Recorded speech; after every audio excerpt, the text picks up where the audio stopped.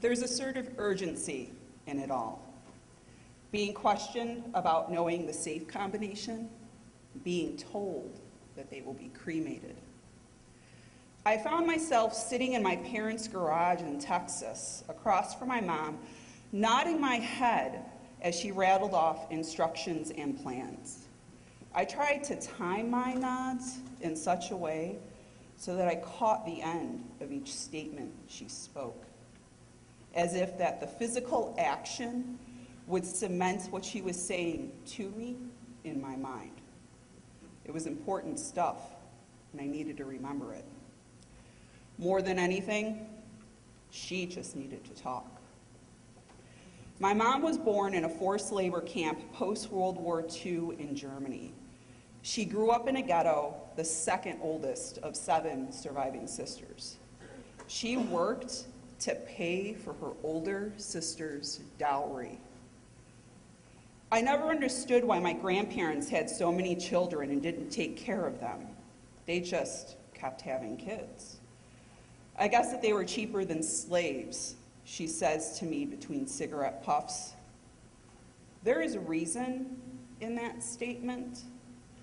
There's insight as to why she chose to have 2 children, why she waited 10 years after marriage to start having children. My mom fought through life.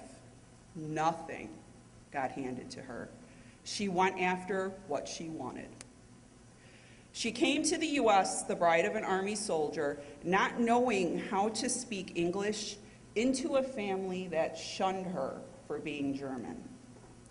She learned English by watching TV and put herself through beauty school, opened her own salon, and ran her own business for years prior to having me and my brother. She then earned her GED and went to college to become an X-ray technician. And for as long as I can remember, she never had just one job. She worked at multiple hospitals and wore pagers around the white waistband of her uniform pants. She pulled our family from poor working class to upper middle class in the matter of a decade. I can distinctly remember not only lots of dinners being eggs and toast, but our first shopping trip to Sam's Club, lack to excess. My mom made that happen. Now I'm sitting across from her in the garage. She's lost over 90 pounds and is dressed more for an Arctic expedition than Texas's cool 40 degrees. With a knit cap over her thinning hair and smoking gloves on to combat the frostbite feeling in her fingertips from the chemo, she's done fighting. She's surrendered to what is. I was asked by her oncologist if I knew what was going on with my mom when I went to one of her chemo treatments. She has cancer and is getting chemo, was my response.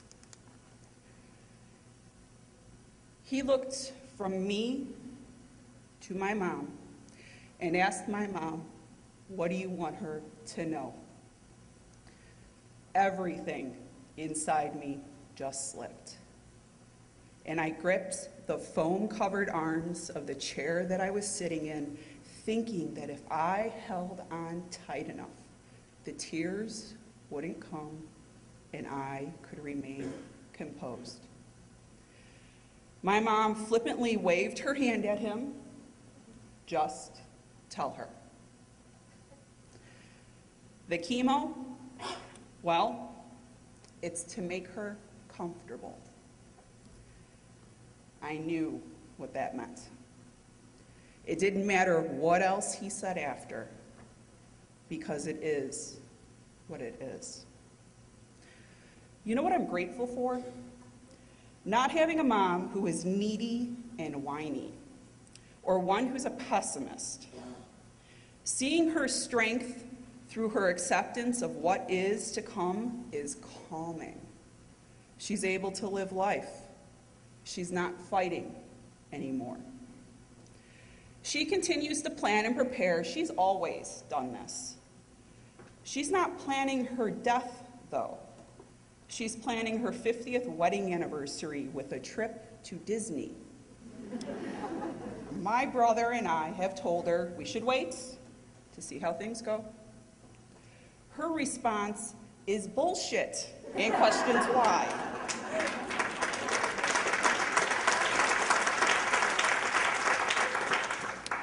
It is what it is.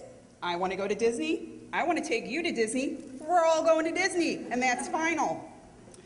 We can only respond with, okay, Mom, we can't fight her. I've learned a lot from my mom over the years. That if I want something, I have to go after it. That nothing will ever get handed to me, that I have to work for it. That I have to cross my T's and dot my I's. That life isn't lived while fighting. It's lived when you surrender and accept.